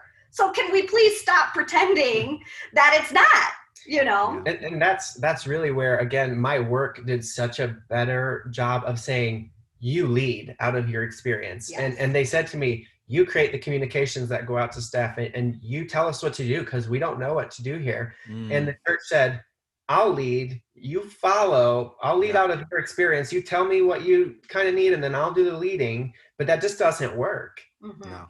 Yeah. Well, especially because let's face it, at the end of the day, I mean, like your work probably, for many people, as much as we have moved on in this world at 2020, this is still a very new phenomenon that we're actually coming to terms with. I mean, the concept of gender is a very kind of new concept on some level, at least as a construct, which, is more socially constructed and things like that. Like, so the idea that we could have someone that is trans kind of show up to a workplace or show up to a church is a fairly new thing for us to come to terms with and figure out. So there's a good chance that you are the first person at your work to go, hey, guess what? I've got a surprise for you. And they go, oh, this hasn't happened before. And I don't know, Steve, you an expert on this? No, Barbara? You're the expert, There's a good chance you've read more books on this than us. Fairly confident on that. But the church doesn't seem to do that. And I guarantee they haven't read as many books because I guarantee that the amount of books they've read is probably maybe one, and it's probably like John MacArthur or something. It's it's probably not the go-to one. I don't know if he's written on this, but I imagine he's got some thoughts. I think it's a really, it highlights again the way the church leads, though. It presumes to be the answer person even when it isn't. So even when it doesn't know, it has to go, well, I am the one that needs to know. I'm the one that needs to lead. So, and it does what it did to you, Nia. It just says, you wait. You wait there and we'll go figure it out and we'll come back and let you know how it works. And then you can, post something on social media. Then you can say something to the church. Then you can, because it needs to have its kind of ducks in a row or whatever that looks like. failing to see that the ducks it's trying to line up are people, you know, and Right. has very real, tangible things. And it's really sad that, you know, I don't like this kind of like the Christian should have things together better than the world. But certainly if you're a Christian with that concept, it is really sad that they're doing so poorly in these areas, right? I mean, it's really crushing. Yeah, no, I'm really sorry that that's being experienced. I'm not surprised. And, you know, I just am not remotely surprised. I think, you know, very few churches are equipped. I think maybe more progressive churches, ones that are following the kind of the progressive path of maybe something like Richard Rohr's, you know, collective there. You know, Brian McLaren is a great example. These kind of people probably would have been a better place for you to have had this experience. And I'm sure if you'd gone to them, they probably would have gone, hey, actually, we are kind of experts on this on some level, and we're really willing to work with you and help you. But yeah, no, it does. It gives me, I find it hard to hope for that component of church as well. And I do wonder if it is just a thing of like, a bit like your old racist grandma, you know, you go, she's probably just going to die racist. And on that level, the world will become less racist at some point. Yeah, super unfortunate, but yeah, that's, you know, or and yeah, I don't know. I don't see the evangelical church massively changing its mind anytime soon. It's a tough one. Yeah, I think that the hope for it is, I would hope that we'd be able to become a more universal church. And I think even saying that, if an evangelical like heard that, it's like, universal, I clutch my pearls. No, but I think I think that's really what Jesus was telling us. I mean, Jesus was, and I think I would lose all hope in the church and in Christianity itself if it weren't for the person of Jesus. He was such a good teacher. I mean, he was a masterful teacher, and he did teach us things that if we listen and if we watch what he did, especially if we're from this tradition, what I would say is if we want the Christian tradition to survive, we need to start teaching out of the book of John and believing what John said about Jesus. Because there's a lot of interesting things about John too that are very feminine, and there are very just radical things about that particular book that if you want to understand the real deep love of true spirituality, you can find it in that space between John's head and Jesus' breast. Like in my purview, that's where you can find it. Yeah. And to be fair, as a trans woman with all this trauma associated with the church now, I don't care if Katie's the one up there preaching in a church structure. I'm not going to be there at this point. Yeah. It sounds to me that, you know, a lot of people that deconstruct for myriad of reasons, deconstruct in a whole bunch of different directions. But it certainly sounds, certainly for you, Katie, that you have in your deconstruction stayed very true to your Christian roots. On some level, you've held on to the person of Christ, the teachings of Christ. Has that been the same for you as well, Nia? Or do you? Yeah, I think it has. You know, because my faith has always been very guttural and very much on a level of, I know that love is a force in the world that does something, and I can find the scriptures that say God is love, and I can make that connection, and that's always kind of how simple, I guess, I have been in my faith. And so the deconstruction wasn't as you know, there was a lot of pieces to it, but the actual theological elements and saying like the Christian tradition says this versus this, you know, for me, it was I always know that this is my faith. Jesus was a person that is written about clearly, and the things that he espoused work in the world, and, you know, reaching out to marginalized people and loving people work, even when they don't love you back. And so I would say, you know, if somebody asked me about my Christian faith, am I a Christian right now? I'd have a lot of questions about what that meant before I answered that question. Absolutely. But yeah, I think the root of it has always been the same for me. And just now, I certainly would be without judgment open to, you know, all sorts of other faiths and other ways of life that point to the same, you know, kind of love and acceptance. Sure. Yeah, I mean, that's very common for people to deconstruct to start exploring within other mechanisms, and some put Christianity to the side entirely. That the negative connotations within that allow them to explore what it looks like to love themselves, love the others, and love whatever they believe might be beyond those two components, outside of a context of the words God, Christian, Jesus, any of that kind of stuff. Like it's just too much, put it to the side. And I guess it always intrigues me, people that have gone through quite painful processes within church that do hold on to that. It's always fascinating to me. And so I was just wondering, what it was that you kind of clung to. And I guess another component I find interesting is I found frequently many people will go through, some sort of atheism, agnosticism and things like that. But I found people that have a charismatic backgrounds, they often struggle to completely put God on the shelf. Because they've had these kind of like wild experiences or very emotionally driven and charged kind of like connections to God that are harder at times to put on the shelf. And I guess that's a component. I can completely relate to that. We watched the movie Jesus Camp at some point. I don't know where it was, but the grotesque nature of watching 5 and 6 and 10-year-olds, be slain in the spirit as it's called, and just like all of this stuff, you go like, oh yeah, I experienced all of this stuff, but there was some through line that was like real in all of that, and it's really hard to let it go. And for me, it's easy for me to let go of the labels of whatever that is called, and I think it kind of through the process, that's been the hardest thing to get to is, I don't need to call this certain thing, because it's the same thing in my mind, whatever it is. And those experiences are hard to let go of because of those charismatic, there was something that was real, no matter what all the fake, emotionally driven, services and things that I was involved in, something I found in that was true. And so it's hard to just abandon it completely.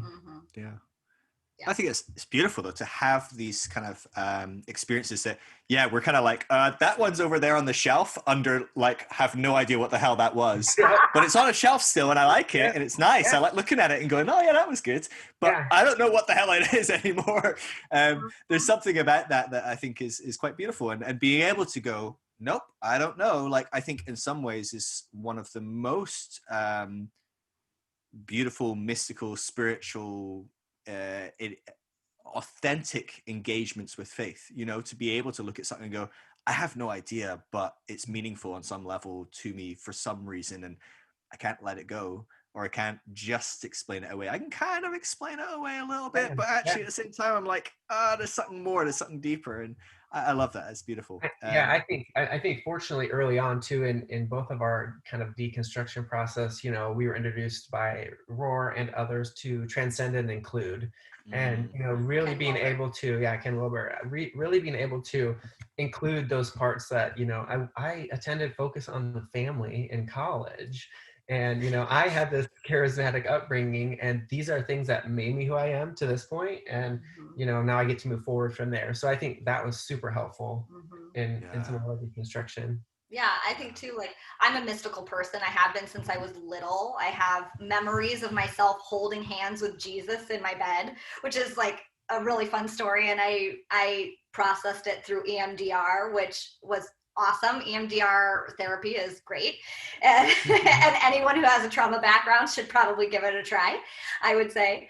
But as a mystical person, trying to then line up, okay, what is happening inside of my mystical experiences and what's now happening with the trauma that I've endured, and how often did those two things intersect with each other. But I'm fortunate because I'm going to the Living School, which is Center for Action and Contemplation, Richard Rohr's organization school, and Barbara Holmes is one of the teachers, and she is coming from a more of like an African communal kind of spirituality, and the things that she is teaching us about are these beautiful ways that tribal communities describe mystical experiences. And when we have personal mystical experiences, they don't make a lot of sense to us, but these tribes have like put structures around the mystical experiences that they have as individuals and as a community, and they support those mystical experiences so that they can say, hey, this is kind of what's happening to you. And instead of telling you what to do with that, we're going to support you as you move through these mystical experiences. Wow. And once again, here's communities of people that we have othered to say, you're savage almost in the way that you perform rites and rituals and have these communal mystical experiences. But these communities teach us so much about what it means to be connected to the divine. But we don't know about those because in our Western white minds, we've gone, no, I mean, that's just like crazy stuff. Yeah. They've created structures to make our minds make sense. Because our minds want to do this, our hearts want to do this. And so they've created the structures over thousands of years that make sense of a mystical experience. Yeah. I guess this is the beauty of Ken Wilber again, and that concept of, it works in so many different concepts, and it's shown again and again and again in human psychological development that if you don't transcend and include, if you only transcend, you're going to have to go back and do some integration work at some point. Rourke was like shadow work and stuff, doesn't he? But I think that's what we're looking at there. You can look at something like, tribal communities that have been engaging mystically with the divine in certain ways and doing inner work in certain ways for thousands of years and have created these frameworks. And then we come in with a very dualistic black and white approach and go, well, we've got vacuum cleaners and cars, so we're obviously better. That's wrong. So moving on. And it's like, okay, yes, kind of like vacuum cleaners, kind of like cars. I agree. Great. Transcend. I agree. Let's clean our apartment, with the vacuum cleaner. Better model. Great. But could we include anything from this? Could we bring some of those mystical kind of frameworks? Could we bring some, and develop on them, right? I mean, they've been developing for thousands of years. There's nothing to say that we cannot be a part of that tradition to develop for 1,001 years. But it's this extremism, this black and white kind of component that writes off anything different because we have it right. And there's only one right answer anyway. It's this finality, right? As though that what I believe right now is finally true. God forbids, because I thought that 20 minutes ago when I believed something different, so and so I think it's a beautiful thing that we have to realize that we're constantly doing this transcending, but we're not naturally always including, and I think we have to be very intentional about the inclusion, or we do miss out on a lot.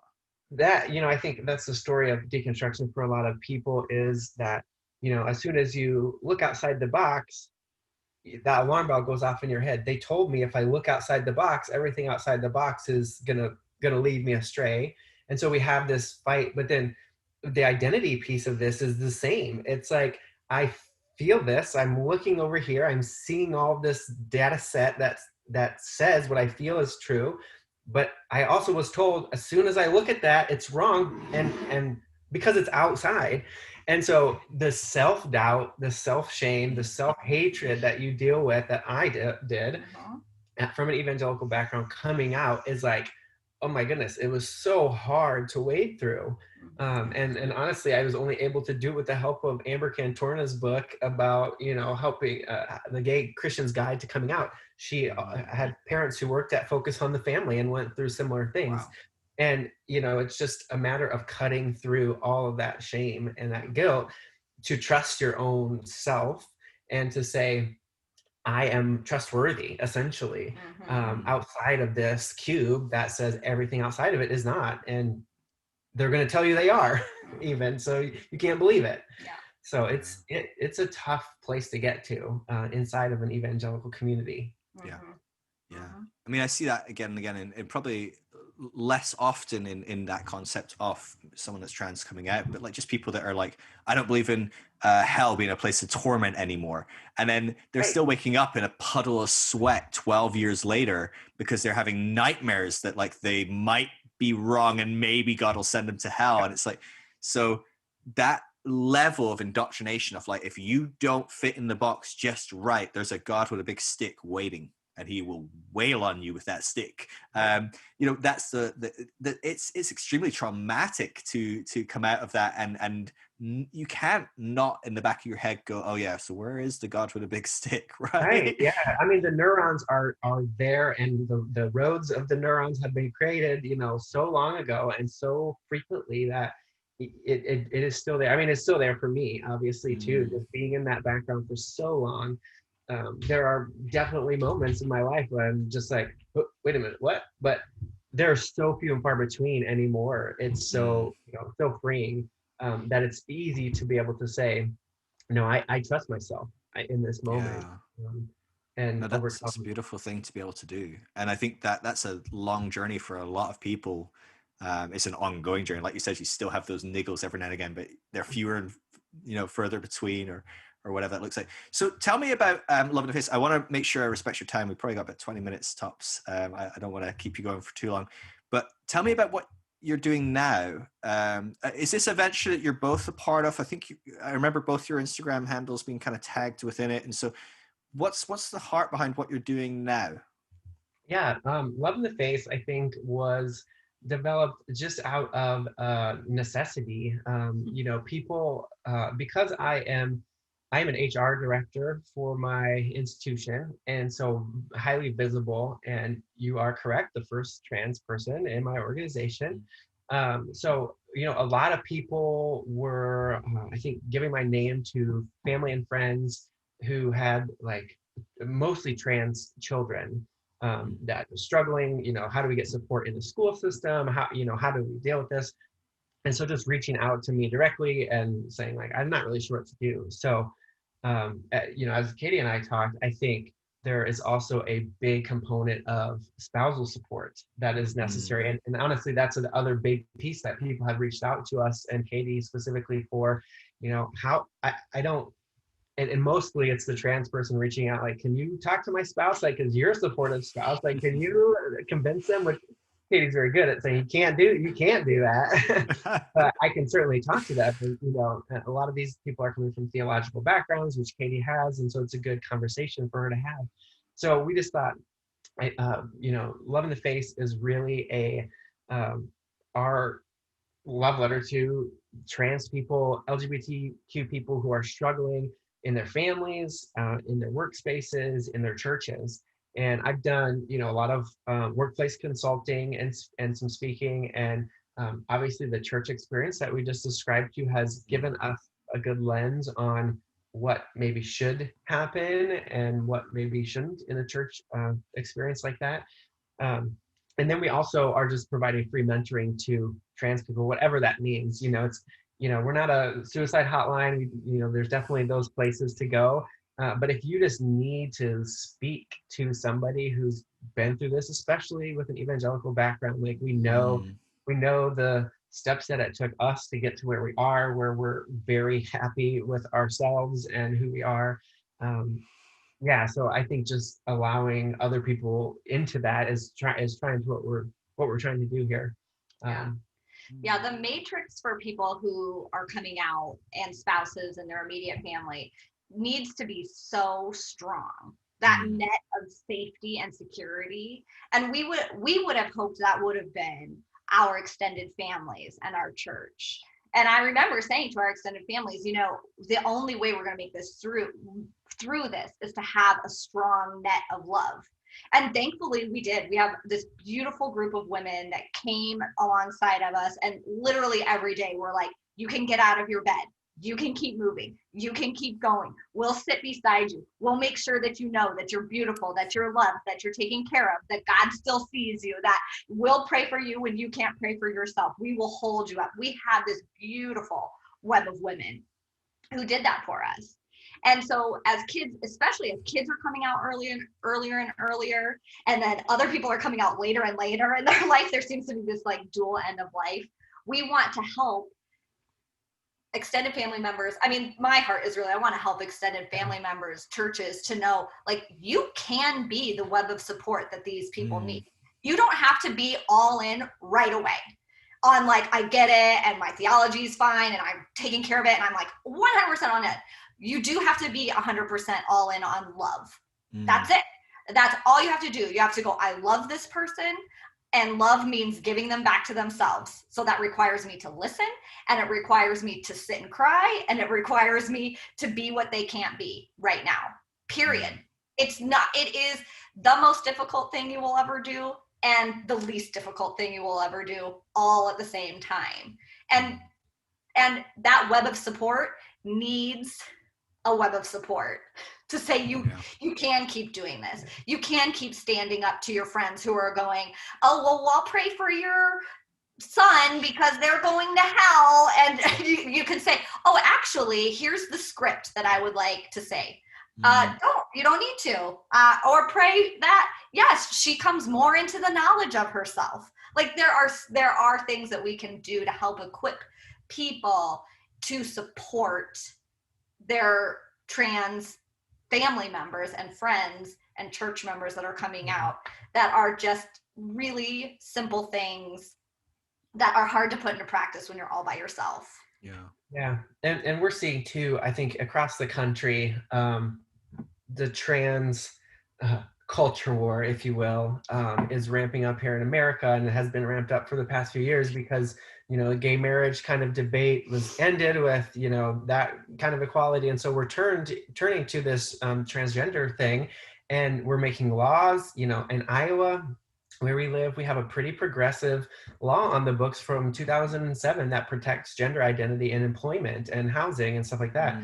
They introduced a law to pull gender identity out of the civil rights protections this year, which is baffling to me, and, you know, caused us to, I actually emailed everybody who sponsored that bill and said, I would love to sit down with you because you're making it so people can fire me in this state now by putting this law. And we're seeing that across the country, just everywhere right now, that it's just this is our new, you know, it seems like evangelical Christianity is our new battleground, and we are not going to give an inch, and we're going to make sure that, you know, all of these things are not happening that we think are terrible. And to be honest, having those conversations with those legislators, it was like they went, oh, I didn't even know, like I've never even heard of a trans person who is married and has 5 kids and they're in a loving, you know, relationship. Like, do you want to come over for dinner? Like, those are the kind of things that people are saying because they're saying these things out of a gut reaction to the script, their script that they have had. And so I think our goal is to break down some of those norms that people see in their own lives of, this is what trans is, you know, this is what it means to be gay and trans in the church.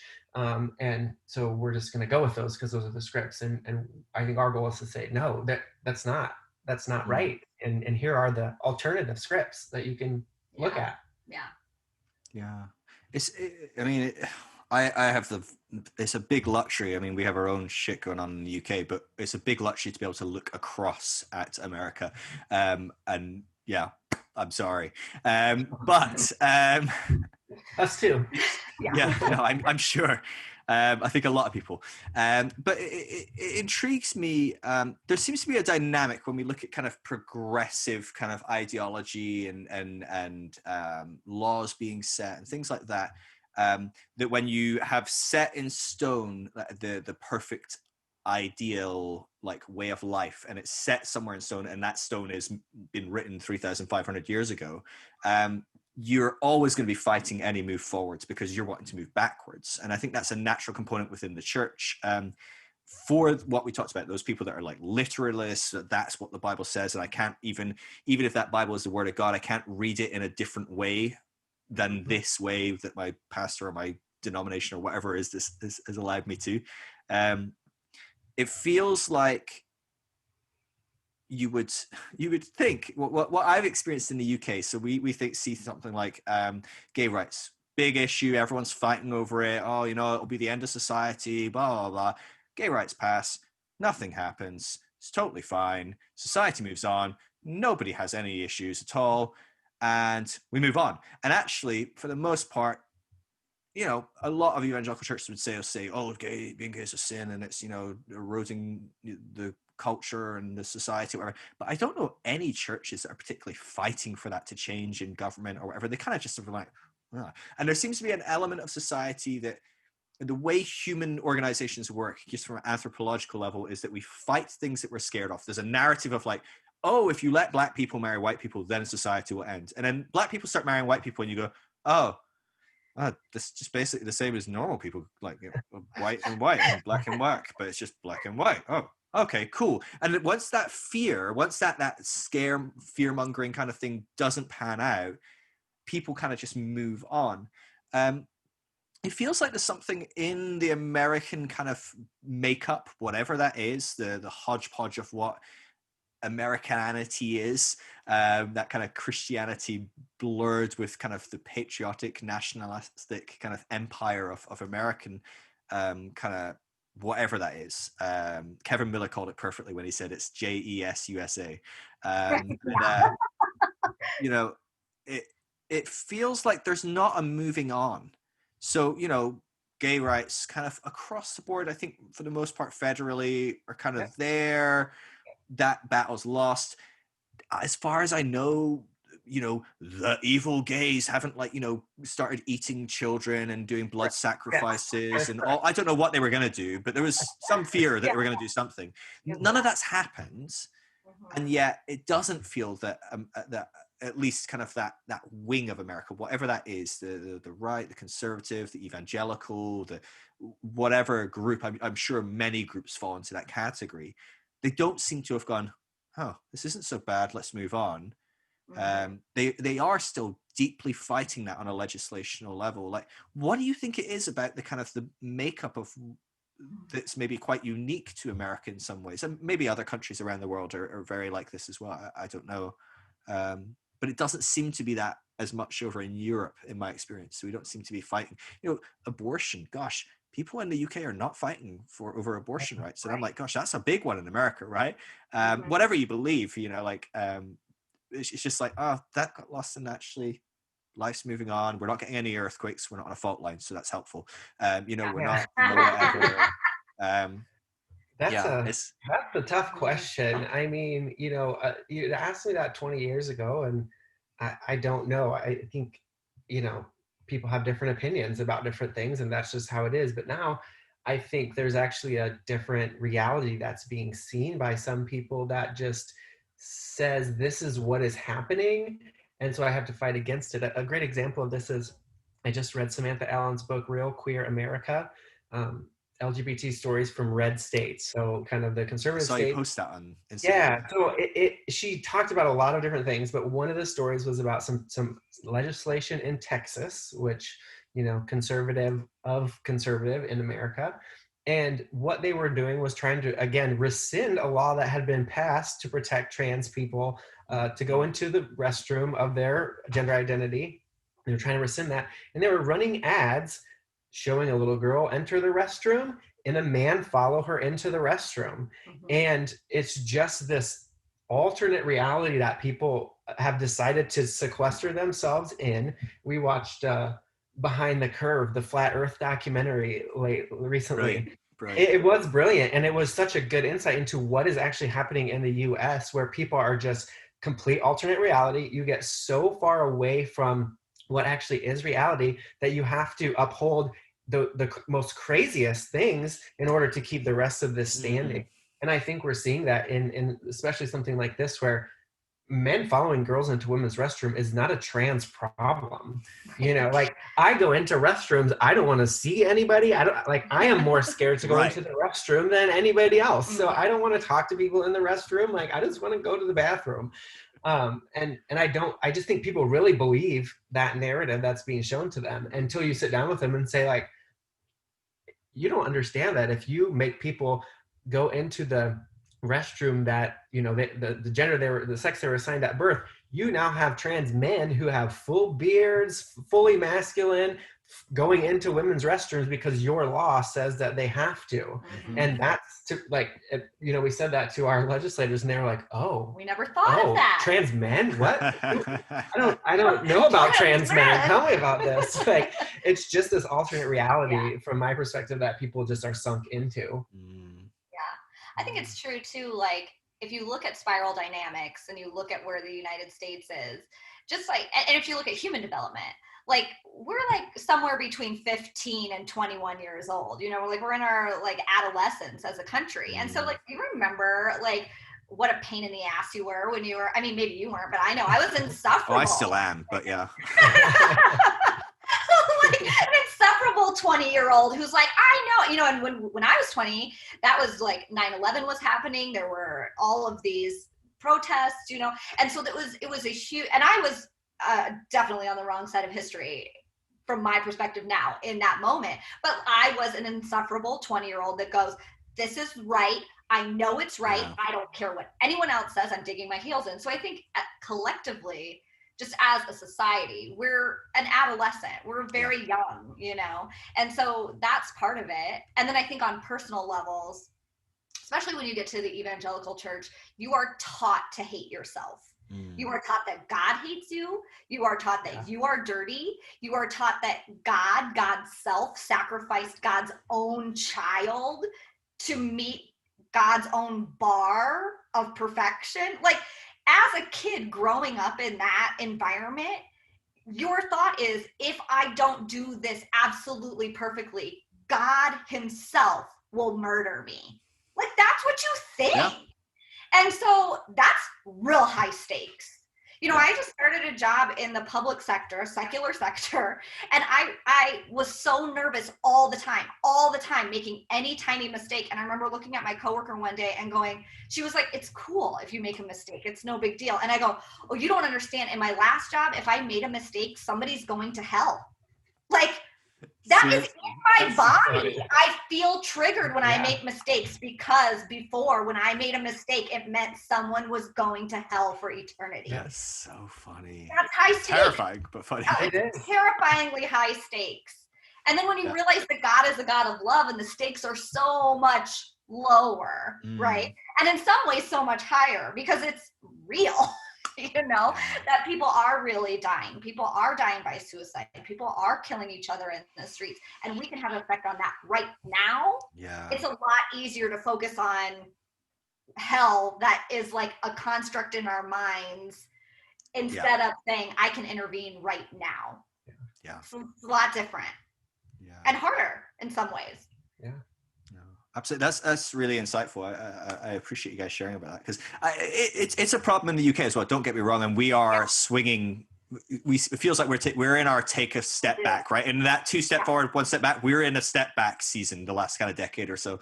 But yeah, it feels like on the, and maybe it's the theatrics of America, I don't know what it is, but it feels like it's like, okay, the world has this problem, but welcome to America, who's putting on a play about the problem. Or, you know, it's just like, we've got the problem, the musical, or, you know. And so it's just really interesting. But I think the spiral dynamic component of that is you are seeing these components of these warring, both fairly immature as well, you know, even at the later, like, postmodern, maybe modern, it would be more realistic, but even the people that are at postmodern, still not really transcending dualism, still demonizing the other, still fighting back and forth on this, so it's still us and them and all of those components. And yeah, I think that makes a lot of sense. So no, that's really intriguing. I think here too, you see, you know, we had 8 years of President Obama, who was liberal in the political sense, and, you know, passing gay marriage reform and healthcare reform and all of these things. And it just seemed like there was this big breath out, and then now there's this quick expansion or breath back in, contraction of like, oh goodness, now we need to take care of all of these atrocities. And I think part of the thing of being trans in America, there's a good movie on Netflix in the US called Disclosure, and there's it's all trans people in Hollywood and talking about trans representation on screen. And one of the things that they talk about on there is, you know, the more you disclose, which we're seeing in the last 15 years, people feeling safe in an environment where you can get married when you're gay, to come out. So more people saying, I am gay, I am queer, I am trans. And the more you disclose, the more chance you have of getting beat up on the street. And so it's this kind of catch-22 of, you know, a bunch of people seem to be doing this at the same time and coming to the same, because there was this environment of safety, you know, before our recent administration.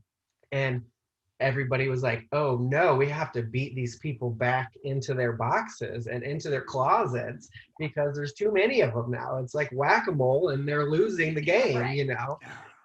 So yeah, it's just a catch-22 for people who feel safe enough to come out, but then do disclose, because it just makes you that much more visible to be derided. Yeah.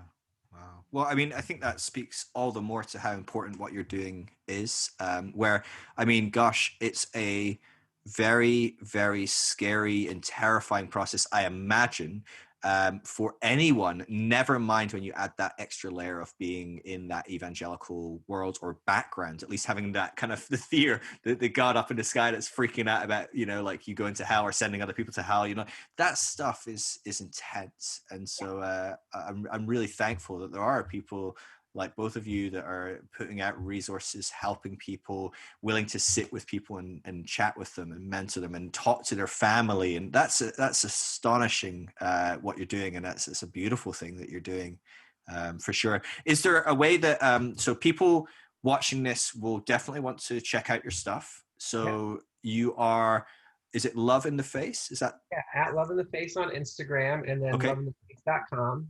Yeah.